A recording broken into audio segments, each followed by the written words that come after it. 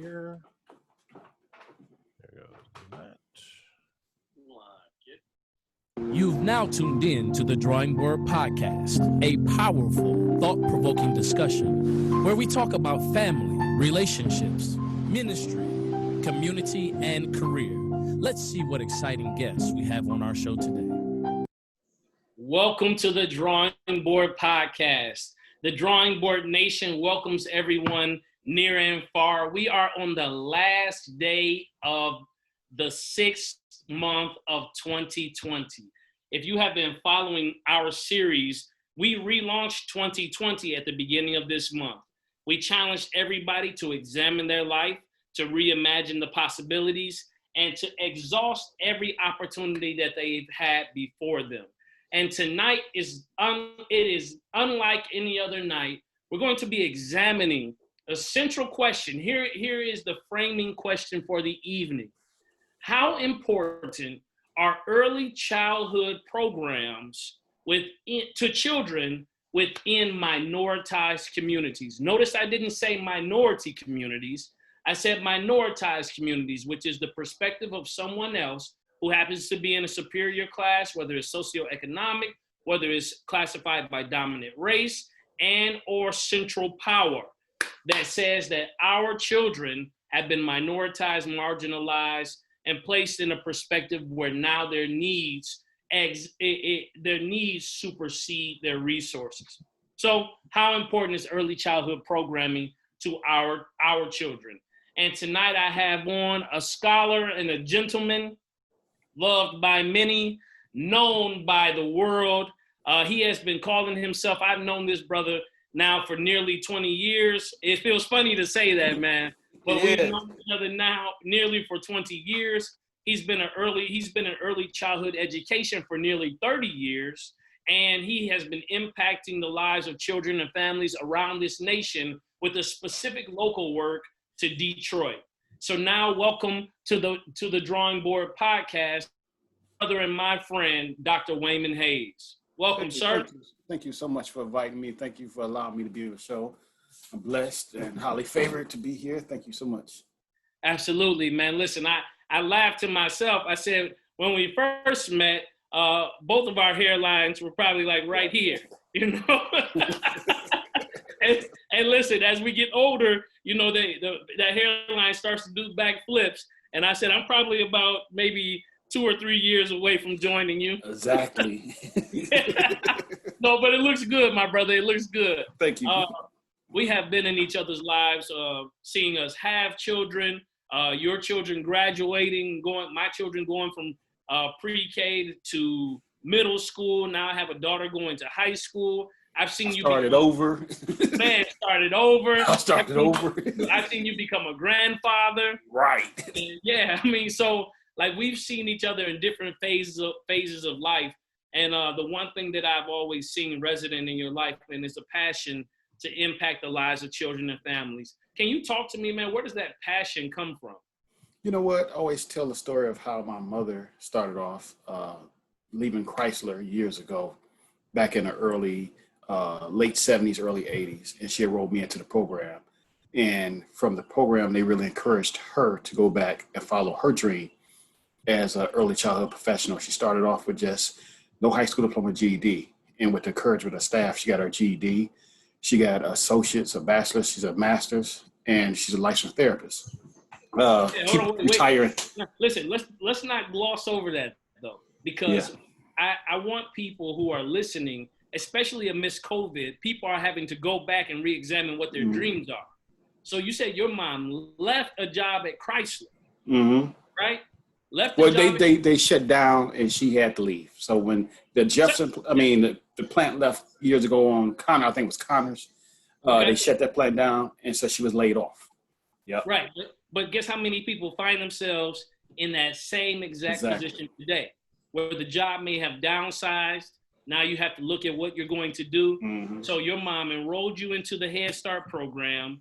They encouraged her to go back and get her GED. She ended up getting her bachelor's and now her master's, and she's a licensed therapist. And all through the encouragement of the staff, the people there, Head Start was really community-based organization to not just the child. Everybody look at it as a school just for kids or a daycare center. No, it's more bigger and important than that. We encourage families. We help families set goals. And I've seen this through my family life, through my growth throughout the program as well. Because I came into the program with just a high school diploma, a young man, silly, playing around. I was 20, had 2 kids, and with the encouragement of the same staff, some of the same staff, the people, the discipline of them to me, the encouragement, the good times and the bad times. Absolutely. And so you getting a chance to see a living example of what it means. Drake is not the first person that said started from the bottom, now we're here. He is not the first person to claim that, but literally, I listened to you talk about the hard work of watching your father go to work and his tenacity with working, and then also watching your mom, start over, pursue her dreams, and then that same organization with some of the same staff were there to encourage you. And 30 years later, you're a director of the early learning program and youth development programs at Focus Hope. Exactly. And so if people would have looked at the genesis of where it started, they wouldn't have been able to predict the outcome of where you are today. You know what? And the thing about it is that through the time I had a lot of folks that encouraged and supported me, and that's where my drive come from. It's about the opportunities. Every CEO I did work for, they did not instill into us, or a director, about just giving handouts. It's about giving people opportunities. And that's where I feel like my gift is from, using all the skill set I have, all the folks I know, and just try to give people opportunities to grow into where they want to be. That's good. That's a great paradigm shift for leaders, where you're not giving people the answer or giving them handouts, but you are ushering them into greater opportunities. Watch this. And I know that you have to be patient with their growth, Yes. patient with their development. So talk to me, Brother Hayes, during this COVID time, man, what have you and your staff been doing to impact the lives of the children and families that you serve? So right now, I mean, we are individuals that's real in tune. We grind. We used to be at the job from 7, 8 o'clock in the morning up to 7, 8 o'clock at night because the drive in the people, and we want to see people grow. But right now, with the limited stuff that we can do, we just been really passing out diapers. We've still been making connections with individuals and organizations to help families out by getting resources by passing out diapers, milk, formula. We connected with a lot of partners that help people pay light, gas bills, cell phone bills for individuals, get them connected to the internet. We still partner with New Paradigm, Glacier Elementary, Loving, to help kids, support them through their summer activities, as far as literacy program, health and wellness, mentoring, doors to success, young men in motion. We just trying to find, really reach out to people and see what the needs are, and help support them in that, whether it's a partnership or whether it's us, individual, that's doing it ourselves. Yeah, man, I've seen so many pictures of your staff there, whether it's daytime, nighttime, maybe took a little lunch break to get some pizza. I've seen you all volunteering with Governor Whitmer, Yes. where you guys were helping to pack boxes. I've seen you all, and I know when you're used to providing resources on a larger level, when you say I'm just handing out diapers, or just no, that diaper is needed. That milk or that formula is needed. I can't tell you. I know you remember being a father, a young father, or starting over again. Listen, when you're sitting there and that last diaper is Yes. and you got to make that quick run, and it seems to be there. A lot of times it's not even just about the resource, it's about the connection with the community. Exactly. That I am your brother and I'm able to help you meet a need. I'm great. I know there's conversations that were had just to ask them how they were doing, what else did they need. And those are the things that makes community conversations, willing to have those tough conversations about encouraging people. sometimes people think, and I would love to get your perspective of this. Sometimes people think encouragement is just motivation and inspiration and kumbaya. But sometimes encouragement is calling somebody on the carpet. Exactly. Yeah, to hold them accountable, right? So relationship without accountability will eventually lead to some level of abuse, right? Right? Mm-hmm. I believe that. Yeah. And that's what I love about our team that we Yeah. have to focus. So not only just the early learner team, but our wonderful CEO, Yeah. every director there, we hold each other accountable. And it's not like we encourage mess. We support each other, but you get called to that carpet. A lot of times, my mind always flowing, always ready to grind, and always ready to do something. And I just feel like it's nothing I can do. But sometimes my CEO called me the carpet, like, slow down, stick to your plan, and the team as well. So, it's about a great team. It's about collaborating with individuals and doing what you're great at doing, and let other individuals do what they're great at. That's good. So now, man, let's dive into it. Let's talk about it. We are amidst two pandemics, one being racially motivated, the other one being motivated by the coronavirus, COVID-19. How important are early childhood programs in developing our children for the future opportunities that will come out of this post-COVID? So it's real important, and the reason why, because right now you see schools are shut down. We dealing with a situation that we never dealt with before in generations now.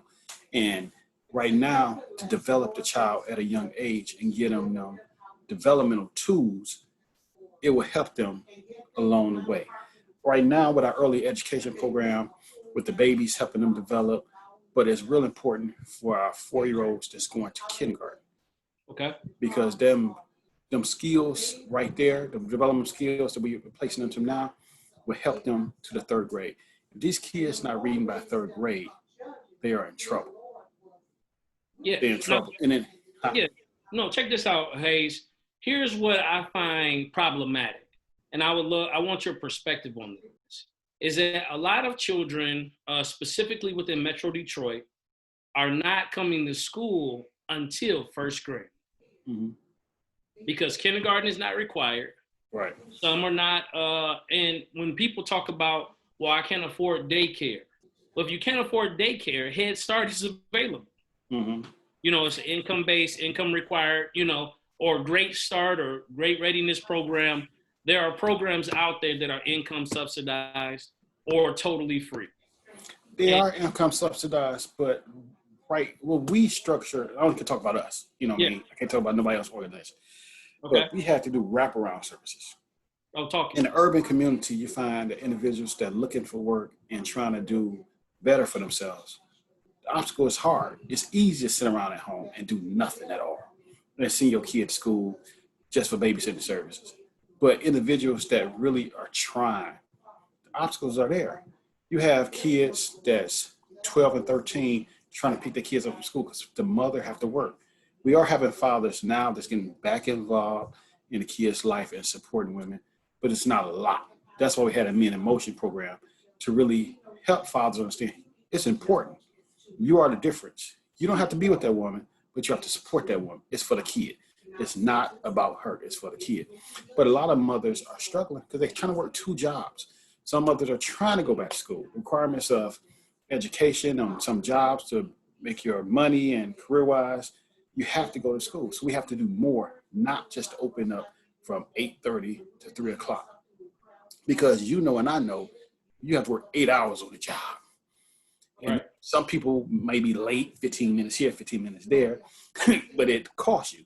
But you really need early childhood services for 10 hours or longer hours to give folks time enough to get to work comfortable and to get back. So we create that space in our location that we open from 6 o'clock in the morning to 6 p.m. And sometimes that's still not enough for a lot of families that we serve.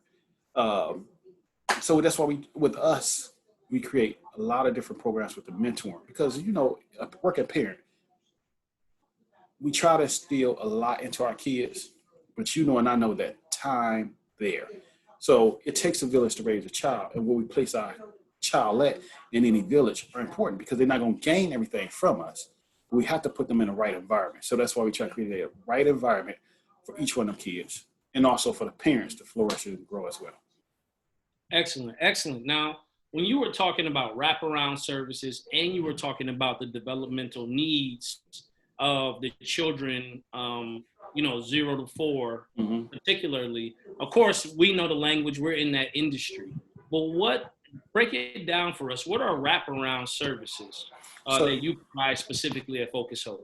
So the wraparound is really that child care, someone to really take care of the child from 6 in the morning to 8:30 to class time actually start. And then in the evening from 3:30 to 6 o'clock, somebody's there to watch the child, whether they're early Head Start child, or somebody from youth development to help them with the homework, to help them physical activity. We have we work with Detroit Food Academy to help the older kids be able to prepare meals so when they're at home with their young ones, they can prepare a meal in the safe environment they're in. They're just not trying to cook anything. So we give them meal prep classes. They can prepare decent meals, healthy meals, until their parent come home for themselves, for their younger siblings. Photography, the health and wellness. Our kids sitting at the video game all day, but how do you get active? How do we get them active? And the mentoring, because a lot of kids are suffering through the self-esteem. Years ago, we was kids were seen but not heard. But now the kids are heard in adult conversations.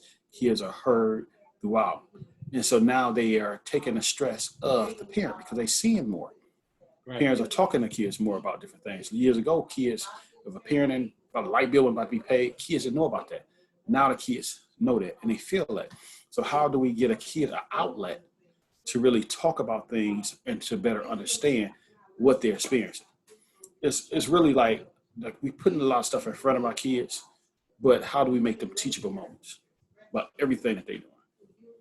So them the wraparound services that we offer. That's good. So you guys offer before care, after care. Yes. You offer enrichment opportunities as far as tutoring. I saw you all had some partnerships with some very well-known mentors in the city of Detroit. I saw Phil Black. Yes. We use his curriculum for the fatherhood and the young men in motion. Charlotte Moore, we use Doors of Success with her. Steve Farr, literacy program. Huh? Yeah, that's with Shalimar. Is that the Diamonds? Diamonds. Yes. Okay. Yes, Diamonds. Yes, and the kids love it. The work that she does with the young girls is spectacular. And even with Kurt Blackwell, the work he's doing over there, Sound Body, Sound Mind. I mean, Their kids love it. The partnerships we have, and to be honest, the partners that we have they give us a discount because they see the work we're trying to do with the kids. You know, and I know we're nonprofits really we work off donations or we write a grant here, and sometimes it's not enough. So they look at what we have and try to make it work because it's for the betterment of the kids. A lot of us are from the urban community, and a lot of us are still inside of the urban community where we are at and still working here as well. Right. I love it, especially because those mentors bring their life experience that's harnessed in what it is that they teach, what they promote, the type of character that they present to the children from you and your staff. Now, you have almost an anomaly, something that is unseen, with exception to a few places that I know in the nation, and that is their direct motive. You have a lot of African-American male teachers within your program. Talk to me about why that was important to you, your strategy, and then talk to me about some results. Like give me some results and some benefits of having Black male teachers within your program. So when I started Head Start, it was only 3 males. There was 2 male teachers and 1 male family service worker. Rest in peace, Daryl Sanford. And also Matt Merton. We was the only 3 guys there. And as we began, I can see the difference in the kids. I can see the difference that I was making in kids, and I had to grow and mature into that. And it took a while for me to mature that, but I did grow and mature in it. Right. But at the same time, that's when I began to call myself Dr. Hayes, because they never understood Mr. They would always call me Mrs. Hayes, because all they seen was women. right now in a lot of nonprofits, you have not many black men that's involved. You don't have that many black men that are working, and the black male voice is not being heard in the family lives as well as in a lot of these organizations. And we stick with early child education. There's not a lot of men in education at all. You know, and I know boys learn different. Boys react different. Boys and either females at the same time, they react different around men, and they need to see both perspectives. Our voice need to be heard in decision making. Our voice need to be heard when we making policies about the kids. We need to just be totally involved in everything that's going on. So the strategy was a lot of young men, when I was at Southeast, they came into it and we all worked together, we all stayed in touch. And when I was at Chrysler for a minute, I was at Chrysler. When I left Chrysler to come to Focus Hope, I reached back out to a lot of them same men and asked them to come over there and be that impact. So we have male as family service workers that's involved. We had an all boy classroom, two wonderful young men that are teachers in that classroom. We have male site leader, our education specialist is one of the best, Jordan Irvin. We have a compliance manager who's is a male, Corey Shepard. So we have a lot of different men. We got a lot of men that's working in that space that give their insight. And also we have a lot of wonderful women at the same time that's giving their insight. And a lot of times we in a room and battle it out to give different perspectives, but it is all about the whole, and everybody can bring in their own experience. We all from the urban community. All of us from the urban community. So it's close to the fire. I still stay in the urban community because I want kids to see you don't have to leave. I'm trying to get people to come back. Honestly, come back and give your gifts and your talent for these kids. We are the equitable difference for these kids of stuff that people are not giving us. I got that word from you. Don't laugh. No, it's all good. That's why I smile. That's good. Yeah. I loved it. I loved it. We are the difference. And you got to understand it. If people don't give us the tools, or you don't have the money, you are the tool, and you are the money. So we got to invest back. I refuse to let people come into our community, bring nonprofit programs, and all the money go to the top. And everybody leave the community and leave our people behind. We have to get more involved. We got to buy the property up in our community. We got to educate our kids. We just have to do better. But the only time that people can see or understand it, if they see it. It's easy for us to get out there and down talk people and complain about what people are doing. But what are we doing and what opportunities are we creating for these individuals? In our program, we created a CDA program. So a lot of majority of our staff were parents. All of our CDA students was parents that we put them back in school, whether it was Henry Ford, Rochester. We gave them the CDA opportunity. They received their CDA and they're going to go through. I can see one of them. I'm not hijacking no director role. So don't get it twisted. You ain't going to see me in the same role in the next 5 years. Right. It's my time to grow in and grow up or grow out to give other people opportunities to come in. And you're going to see one of them in this director role. And it's my responsibility as a leader to instill everything I know, tell them the good, the bad, the ugly. So when they get to that spot, they know how to handle it. Yeah, that's called transparent leadership, where leaders who are what I found, and we've been doing this transformational work now, like you said, over 30 years, close to 30 years. You run into some of the same type of leaders, particularly the industry, depending on the industry you're in. Generally visionary leaderships, transformative leaders, and they are generally strong personalities. Right. Very strong personalities who either learn the ability to be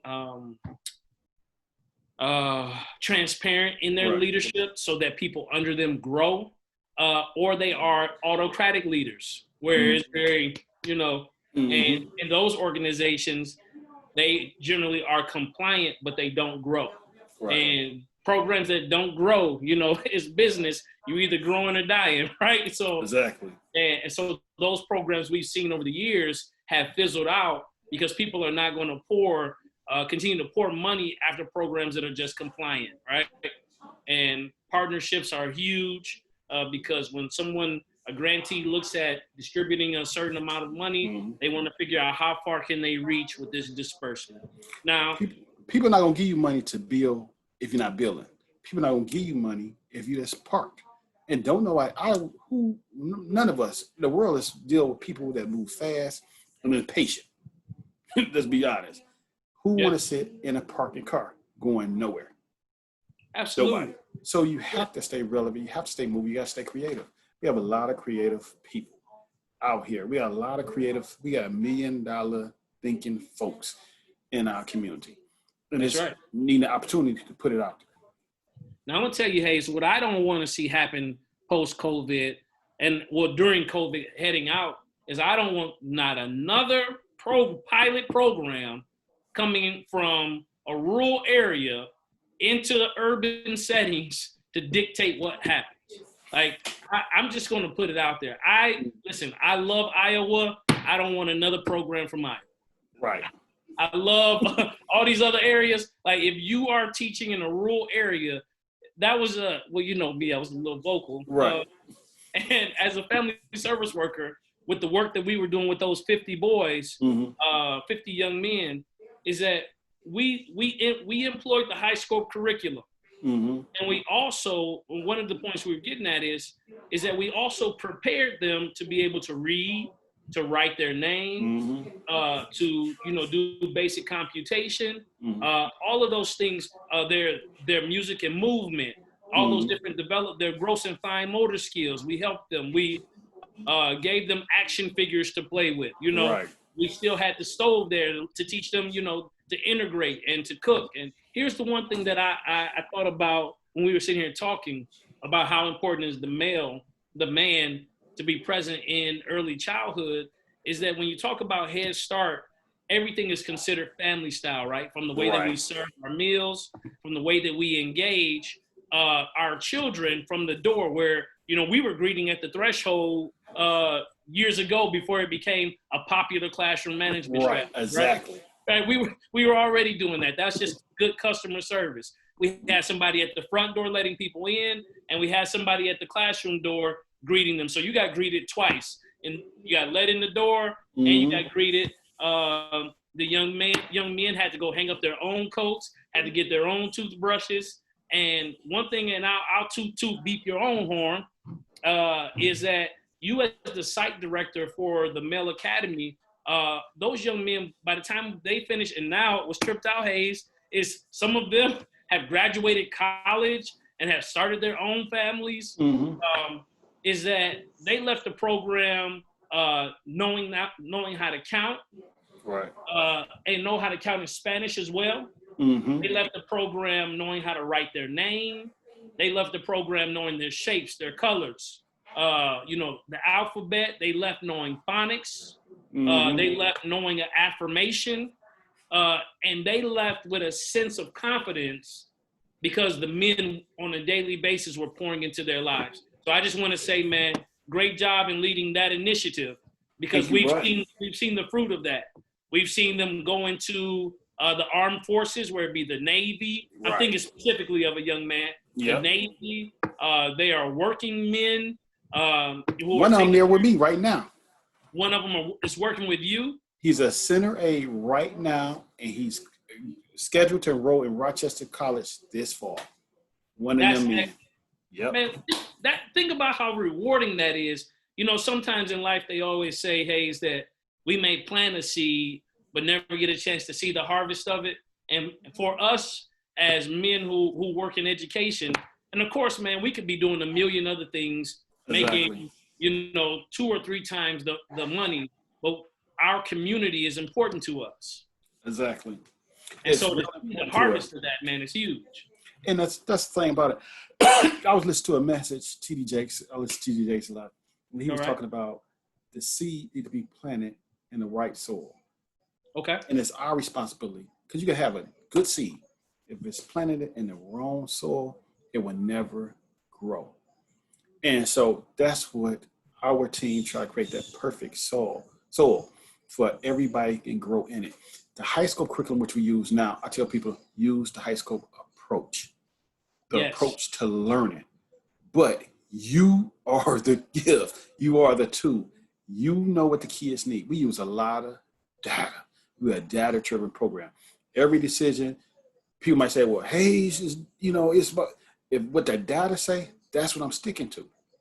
It's the data, it's the best practice, and it's just that vision and that drive that you have, that where I'm looking for. I lost it. Dang. I'll come back to it.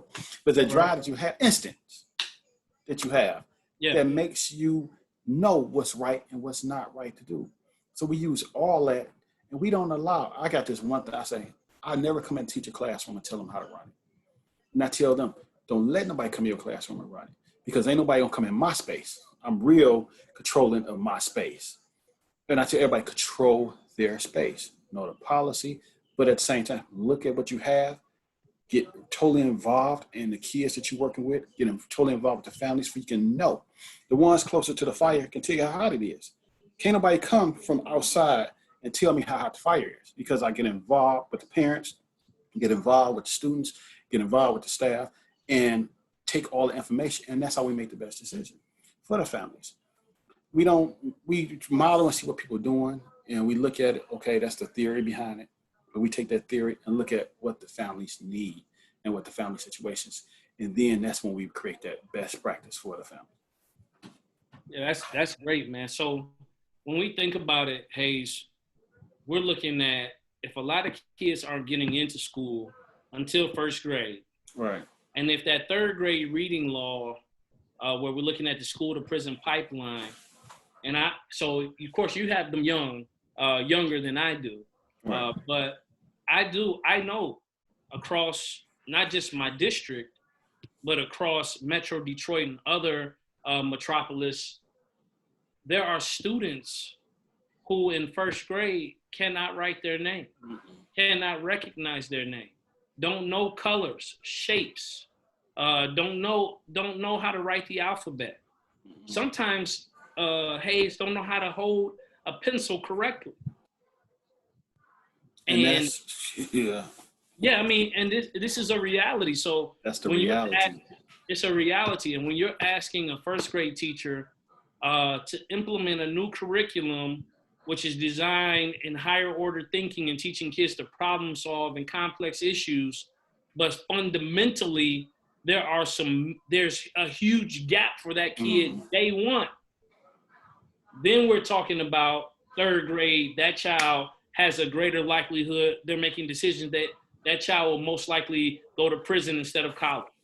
And right now, I know everybody feared from Corona.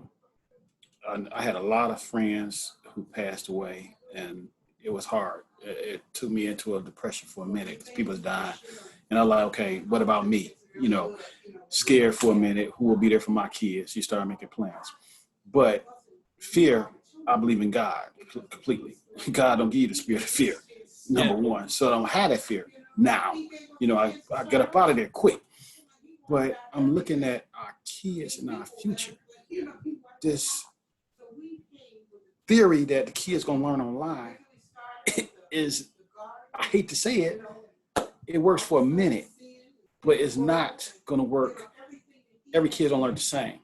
Right. And developmentally, our kids are already behind. We looked at our test scores of a lot of kids, grades of a lot of kids from schools that we was working with. And the kids was already in the fourth grade reading that second grade. Right. And then they've been out for a while. How do we help get them kids back up? So that's why we focusing more on literacy and how do we approach it in a way. Some parents are working. A lot of parents have to get back to work. So nobody's at home with kids. Older siblings at home with kids.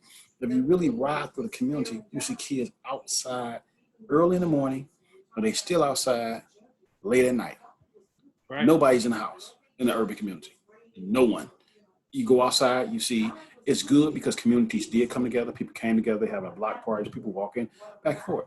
But we have to look at the fact, how are we going to develop these kids to get them back to the right spot when they was already behind? And that's my fear right there. How are we going to catch it back up? Even my son, my boys, bottom line. I mean, I'm trying to be online and do Zoom calls all during the day and really not focusing on them supposed to be on Zoom as well. So it's like, either I'm going to feed you or I'm going to stop working and educate you. Can't do both. And but I try the best I could. And I'm asking parents to try. I'm asking people to try. And I'm asking teachers that are in areas that they around the kids anywhere. It's time to educate them. It's time to pull these books out. It's time to get these kids in the field where the grass is cut and give everybody a book. Get them active, but give them a book. Make them read something. Right. So it even challenges the way that we approach education. Exactly. It challenges the way that we view the curriculum that we're presenting to our children, Mm-hmm. whether it's culturally relevant, whether it actually helps them develop the inner greatness, whether it reflects them. Where within the curriculum do they see themselves reflected back? Is this another oppressive structure that it defeats their confidence? Because as an educator, and great educators, they naturally do this, but some have to be taught. It doesn't matter, whether you do it naturally or you have to be taught. Is that that's why the teacher started with review. Because if you start with a success, if the kids start with a success, if they've mastered the initial material you present, then it enables them to stretch, or everybody's talking about the stretch growth, and it enables them to stretch or open up to learn something new. Right. But here's the question. What happened to the kid who doesn't even comprehend the review, right? And so we build this adaptive programming that's supposed to meet them where they are, but we don't. And if somebody figures this out, this is the $1 million answer, and this will make somebody very wealthy. When you're trying to figure out what is the proper way to create an intense level of engagement, leveraging technology and being able to show in the numbers, because we're using as far as to determine growth and proficiency, we're using standardized metrics, right? Standardized tests. And we already know that the standardized test has within it a cultural bias that does not reflect and minister to Black and brown children, right? Mm-hmm. And so now, one of the things that I loved about what I see you doing at Focus Hope, I love how you're leveraging data and all of that. Mm-hmm. But you're giving the kids a strong knowledge and sense of self. Right. Like the man who knows who he is can develop the skills that he needs, right? Mm-hmm. And so that is what's important that I see happening. Like when we work together, we help them build that confidence. And when a child has confidence, they're not afraid to make mistakes. And learning is literally about mistakes. Making some mistakes, learning from it. And so to all of the educators that are listening, all of the parents that are listening, of course, I'm endorsing Focus Hope early days. Please make sure you reach out to him. But I'm also challenging you to allow your children to make as many mistakes as possible in the learning process. The pressure that you put on them to just be perfect at the first try will actually discourage them from taking risk. Exactly. You have to be honest with yourself. The job you have right now is because you took a risk, or the job you don't have right now is because you failed to take a risk. I always bring this up, Hayes. When I started my business, and I'm still learning a lot about business, but this German guy who he was my neighbor. He was in his 90s out there cutting grass. And he pulled me to the side. He said, "Come here, young man." I went over. He said, "I see you started a business." I said, "Yes, sir." He said, "I got something to tell you. You make it to 90-something years old, I'm definitely listening." And he said, "Well, the worst thing that can happen to you is that you learn something." And I was already a risk taker. Mm-hmm. But from that point forward, I realized that if my objective is to learn, then it's impossible for me to fail, because this is just a part of the learning continuum. For me to try, for me to not quote unquote succeed, for me to gather that data and continue to move forward. Mm-hmm. And now I think, if you ask me, Hayes, I wonder what you think about this. I think the next 9 months for school districts across America should go back to the fundamental basics of teaching our children how to read and write. Mm-hmm. We talk about this educational gap for minoritized communities and marginalized children.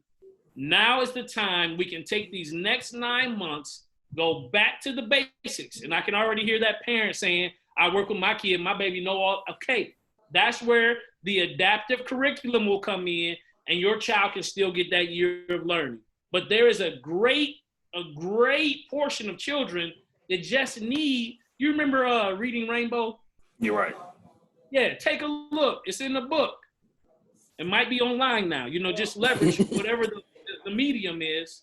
But the thing is, when you teach a child to read, you open up a world of opportunities. And that's the key. Literacy is the key. Yes, And sir. sometimes parents don't understand how important it is. I remember my mother was an educator. My father worked at Christ as well. He retired after 35 years. And Yes, he sir. wanted me to work in a plant, honestly. He wanted me to work. He's like, why are you working there, changing diapers? And he always used to make this joke of, well, I have a third grade reading level, and I make more money than both of y'all. And at the time, he was at the plant. He was making $30 an hour. And Right. he working all overtime, and he coming home like, this was a third grade reading level.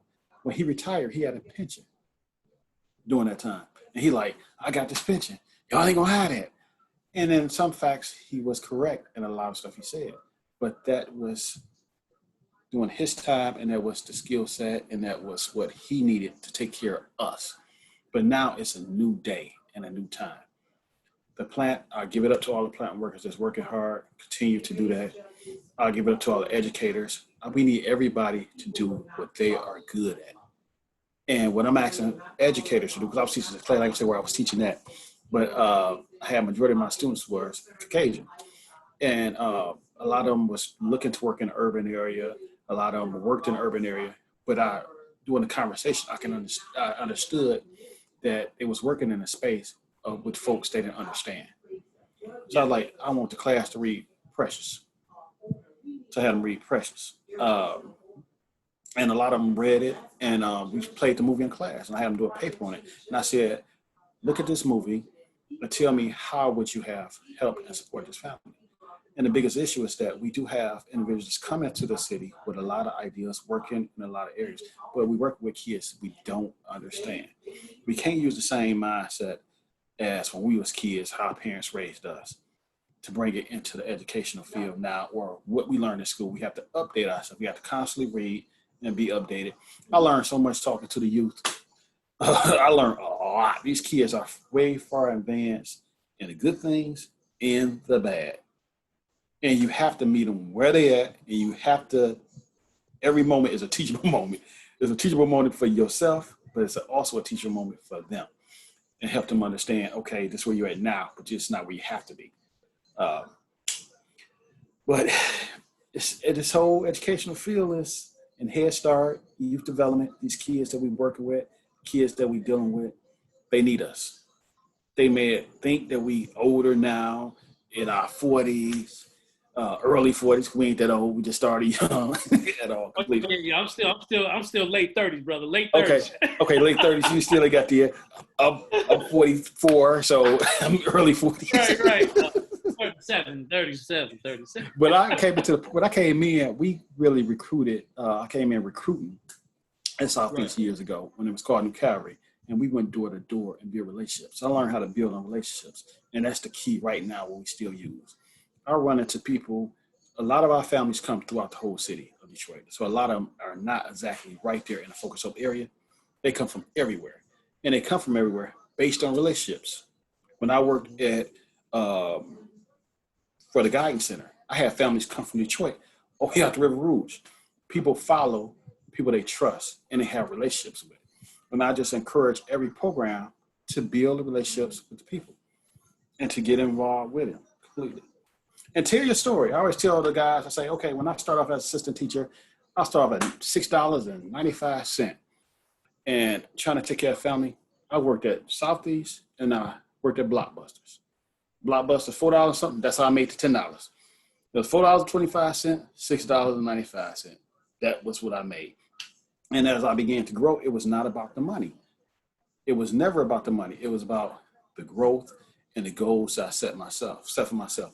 It's just most recently now I'm just working on one job and my business on the side. I do a lot, you know me, I do a lot of stuff. People don't understand. People might see, you got this, you do this. I make a lot of sacrifices. Number one, I invest a lot of money to stuff. One thing I'm always gonna have is a nice car. You know what I mean? That's one piece. But everything else, it is what it is. But the bottom line is, what you good at, use that and grow with it constantly. Just continue to grow and stick with it, and just tell people. I mean, I share my story all the time with the fathers and the educators. When I came in, I didn't believe in the curriculum. When I came in, I didn't believe in the whole piece at the beginning. But over time, I matured into it. I made some mistakes, so I share the mistakes with everybody, the mistakes I made. But I grow into it. I'm going to make some more mistakes, bottom line. But I'm going to grow into it. And everybody, like you just said, we live in this world that everybody wants to be perfect. You want the perfect president. You want the perfect mayor. You want the perfect this. Everybody wants perfection. But it's not a perfect person. It's about the person with the dream, the drive, the ability to make stuff happen and to get stuff done. And the opportunity to accept other people, because it can't be about you. It can never be about you. Never. Right. Give what you're going to give. And even if you give it from your heart. If it don't come back right, God is going to bless you from it. God will bless you from it. I took care of a lot of people, and I did a lot of stuff for people who I didn't get nothing in return. I wasn't looking for nothing in return. Same people, people post all the time about backstabbers, haters. I might post a lot of different crazy stuff on there, and at the end, but they don't pay me no mind because I don't care at all. Because my mind is stay focused here on what I'm doing. But it's really the opportunity you get at people and not looking for nothing from it. The people will catch up sooner or later. Because, we talk all the time. If I got some Facebook friends, I still got some person when I call Brian, we'll meet up, pull some bird, and sit there and kick it. Yeah, just chop it up. Because life is not one dimensional. Life is not one dimensional. It is complex. In living it out, this human experience, and we can't expect perfection. The only thing that we can do is try to live as much as we know how, right, according to the values that we believe. I saw a post that you put up one time. It was saying, to some people, I know I may have helped you. To other people, I know I may have hurt you. Mm-hmm. And to both of you, in some ways, one, I was grateful to help, and I apologize for hurting. There's a huge difference between, especially when we're talking about restorative practices, between impact and intent. I believe that most of us start off with the greatest of intent. But the choices that we make and the impact of those choices, they play out differently based upon the relationships that we have, right? Right. And so just like people who are coming to the city to teach, they start off very well-intended, but their intent to help actually can create hurt because they're not fully informed about who they're serving. Right? Exactly. And the more that we learn and the more that we, knowledge and wisdom has a way of humbling, right? But our humility makes us more effective, right? This work is done face to face, eye to eye, hand to hand. This education is a revolutionary act that's done best on the grassroots level. Right. One thing I always tell folks is you may have more knowledge, like book knowledge, than a person that may live in urban areas or the hood or whatever, but education is not just relegated to your experience in an academic environment. This education is about life. This education is about a discovery of self and a knowledge of God and learning art. And to me, like Dr. Hayes, that's why it was so important. Like, you serve such a vital role, you and your staff, because you get a chance to encounter youth before someone has the ability to convince them that they are not intellectual, that they are not powerful, that they don't have an inherent value. Like, you get a chance to pour that into them before life gets a chance to try to beat that out of them. You know what else? We pour it into the parents as well, because that's the key. The parents is the first teacher. You cannot educate the child but not educate the parent, because the child is going to leave and go back to that environment. They stay with us for 6 and 7 hours, 8 throughout the day, but they go back to their reality. In their reality, a lot of people are living in bad situations. I was always, when we was talking about the close in, not the close in, not like down, we had stay in the house, the order, stay in order. We was talking about stay in order. A lot of people was talking about, I can't believe people not staying in. We had people that was in worse situations. You had 2 and 3 generations that stand in one house. You had a lot of molestation going on throughout that time. It's stuff that people have not talked about. People that's living in a comfortable environment, they're saying, I just can't believe people can stay in. No, you had women that was getting in a domestic violence situation, and it just was a lot of stuff going on that people could not attend to at all. Yeah, absolutely. Domestic violence was on the rise, abuse was on the rise, and sometimes some of our babies, our families escape is when they come to school. Sometimes school was the safe environment, the environment where they could eat at least twice and then get a bag to take home. It was the place where some of the kids got a change of raiment, a change of clothes. You know, I mean, so all of those things, man. And here's what we have to start thinking creatively about. So there are a lot of organizations that are out there with feet to pavement right now that are making a difference. I know them. I know the leaders of those organizations. They're doing awesome work. I do say this with the utmost respect, and challenged by it, then I'm talking directly to you. When we come out of this post-COVID, there are going to be a lot of people who have been awarded many years for being community leaders.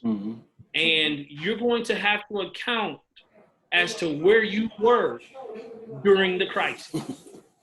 You're going to have to talk about that. Listen, when we clear the air, like one of the reasons that I respect you, my brother, is that I've seen you masked up, gloved up out there serving the community. I know it's a risk. I know it is a risk. But when you talk about being dedicated to community work, the people you serve, it's always a life or death situation for them. Right. And so true. You're gonna have to answer for that. People are gonna want to know when you reemerge on that microphone, where were you? Question, I'm gonna lean in the camera.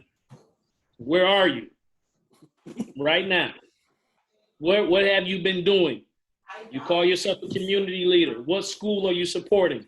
What children and family have seen your face? Whether you need to put a mask on, a cape, a hat, whatever you need to do to stay safe. And I'm not disparaging or belittling the fact that we are in a pandemic. But if you're really, now I'm going to take my urban proclivity, if you really about that life, that community leadership life, you've been out there. And I agree. Oh, yeah.